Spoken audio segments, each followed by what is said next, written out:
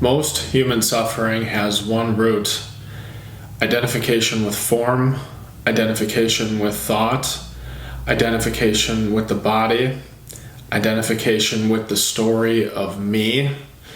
And most people spend their entire lives trapped in this identification. They believe that they're their thoughts, their emotions, their past, their achievements, their failures, and suffering often intensifies until something finally breaks.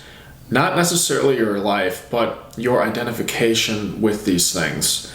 And sometimes that breaking is the beginning of freedom, because suffering can become the doorway into awakening and inner peace. Suffering is universal. Every human being suffers. No one really goes through this life without some sort of pain, without loss, heartbreak, or grief, or illness, or failure, or just disappointments. Pain is part of the human experience, but suffering, psychological suffering, goes deeper than pain. Suffering is what happens when we totally identify with this life, with this person, and with the story of me. This distinction really changes everything, because yes, we experience pain in life, but we also experience suffering. And suffering really derives from total identification with this reality, with this world, with who we think that we are, with the person, with the story, identification with our body, with our mind, with our thoughts, with our feeling, with our emotions. All of these things aren't necessarily wrong or bad. But where we go wrong is when we identify totally with these things. And this is what really creates that psychological suffering that people are experiencing. They experience it in many different ways, but it's all boils down to one thing, one root, and that is identification with form. It's identification with who they think they are, with the story of who they think they are, with their mind, with their thoughts, with their body. All of these things, this identification with those things is the root cause of suffering. So let's talk about form. Like, what is form? What do I mean by identification with form? Form is everything perceivable. Your body is form, your thoughts are form, emotions are form, your life circumstances are form, your identity is form. Even the mental image you have of yourself, also form. Most people are completely identified with form. They derive their sense of self from it. They believe, I am this body, I am this personality, I am this story, I am my success, I am my relationships. But here's the problem. Everything in form changes. Everything. Nothing in form remains stable. The body ages, friends, relationships may come and go in your life. Health changes, money comes and goes, success comes and goes, people come and go. Everything in the world of form is temporary. And because ego identifies with temporary things, it lives in fear, constant fear. Fear of loss, fear of death, fear of rejection, fear of change. Because deep down, ego knows everything it depends on is unstable. The ego is constantly trying to secure itself, protect itself, strengthen itself. It seeks control, certainty, performance. It seeks permanence, but life does not allow permanence in form. Life moves, life changes, life dissolves, form. This is what happens. And this creates enormous inner tension because ego wants life to remain fixed. It wants things to stay predictable. It wants security. But life is fluid and life cannot be controlled, and eventually life changes every identity. For some people it happens gradually. For others it happens suddenly. It could be a loss, it could be an illness, a divorce, a death. It can be an addiction. Something happens that shakes the foundation of identity, and suddenly the self you thought you were begins to fall apart. This is why suffering can become sacred. Not because suffering itself is good, because suffering exposes illusion. It reveals false identification. It shows you what you were unconsciously attached to. Many people don't awaken through success. They awaken through collapse. Why? Because collapse destroys illusion. When life strips away what you thought defined you, something powerful happens. The false self begins to crack, and often this feels terrifying because the ego experiences as a death, and in a sense it is death. The death of false identity, the death of illusion, the death of unconscious identification. This is why suffering can feel so intense. It isn't just pain, it is a collapse of identity. Eventually, many people reach a breaking point, not physically but internally. You become exhausted by the mental noise, exhausted by carrying your story, exhausted by trying to control life, exhausted by resisting reality, and maybe for the first time, thinking no longer helps you. Mental control no longer helps you. Distraction no longer helps. The old strategies stop working. And this is where awakening often begins, at the breaking point. Because when everything fails, something new becomes possible. Surrender. Just in my own experience, I have had things happen in my life that brought me to the breaking point, if you will, that broke identification with certain things in my life that I was very attached to. And not only was I attached to it, but I believed fully in my mind, in a very deep way, that this is who I am. This is who I was. I was this. I was that. And nothing else could have told me otherwise, that this isn't who I am. And when you are living in that way, you will experience more suffering when you identify with the things of this world and yourself, by identifying with whatever it may be, your career, your relationships, your body. It's this identification that you have, that you're so hung on to, that when something fails or when something moves away or whatever it may be, this is the opportunity for awakening to happen. This is the opportunity for you to realize that there's something more to you than these identifications that you have adopted in your life, that you've believed that you are. And this is why suffering is, I won't say it's necessary, but for most people it is, for you to awaken.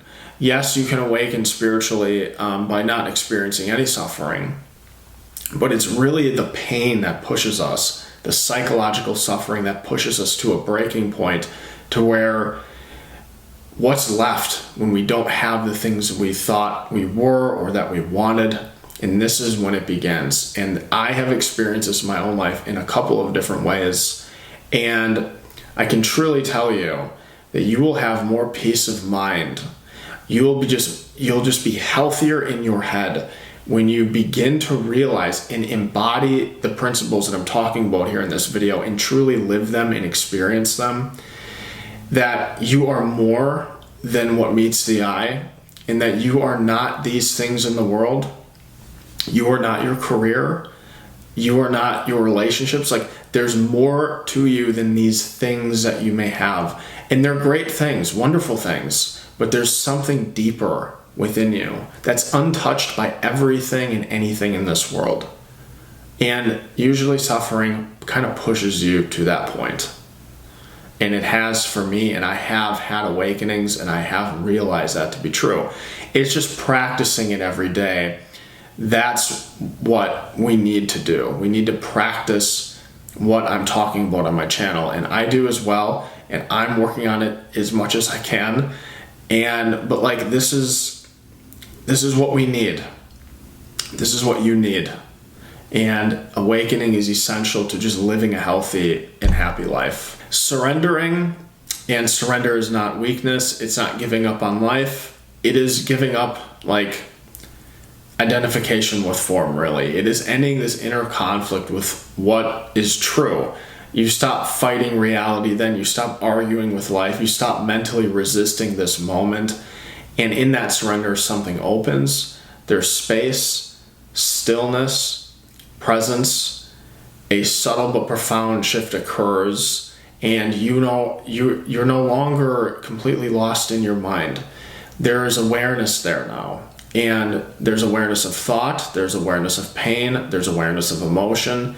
And this really changes everything when you start to realize that you are the awareness that is perceiving these things, not the things that are coming up in form. And this is where awakening begins, because you begin noticing something extraordinary. Thoughts are happening, but I can observe them. Emotions are happening, but I can observe them. Sensations arise in the body, but I can still observe them. And then a profound question appears. If I can observe thought, am I thought?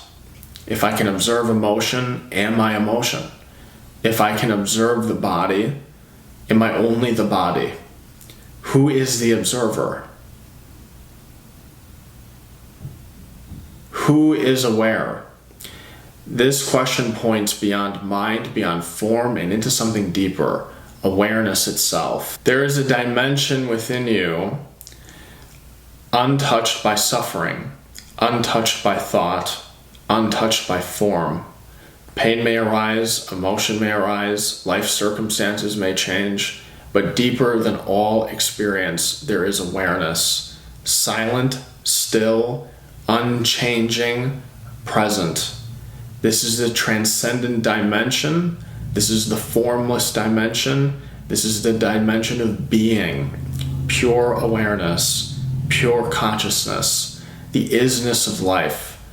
Not life as concept, not life as mental interpretation, but life directly. Because thought labels it before mind divides it. Just pure presence, just being, just awareness. Alive, still, whole, complete. And this is what you truly are. Not conceptually, not as some cool spiritual idea, but directly, literally. As identification weakens, something beautiful happens. The heart opens deeply. Not this sentimental, emotional thing. It's something deeper, like compassion and love. Because separation begins dissolving, you begin seeing others differently. You recognize their suffering. You recognize their unconsciousness. And judgment softens. And compassion begins to emerge within you. Because you understand. You know what it feels like to suffer. You know what it feels like to be totally identified with form and your ego. And from this understanding, love naturally arises. Not egoic love, not like possessive love, but the love that comes from being itself. Love without condition. Love born from presence. So if you're watching this video right now and you're going through it in your life and you're suffering, your suffering may be the doorway. This painful season that you may be experiencing may be breaking something within you, not to destroy you, but to awaken you. Your suffering may be dismantling false identity. It may be loosening attachment. It may be pushing you into surrender. And surrender may be opening the doorway to grace. So instead of asking, why is this happening to me? Ask instead, what is this revealing? What false identity is collapsing? What am I being invited to release? What if this pain is not the end? What if it really is the beginning? And it is the beginning of your awakening. It's the beginning of freedom, the beginning of discovering what you truly are. So right now, just be still, just for a moment. And I want you just to feel the aliveness in your body. Notice the awareness that is simply here. Notice presence and stillness. Thoughts may come, just let them come, just simply observe them. Awareness always remains in the background. Stillness remains and presence remains. And this is the doorway. And it always has been there. Beneath thought, beneath suffering, beneath form, waiting to be discovered. So if this video resonated with you, let me know in the comments, has suffering awakened you in some way? And if you're on the path of awakening and inner peace, please consider subscribing to the channel. This channel is here to help you move beyond the thinking mind, beyond overthinking, and discover the peace that exists beyond the mind. I also offer one-on-one coaching. You can schedule a session at mikepozorski.com. I will leave that in the link below. I'll see you in the next video.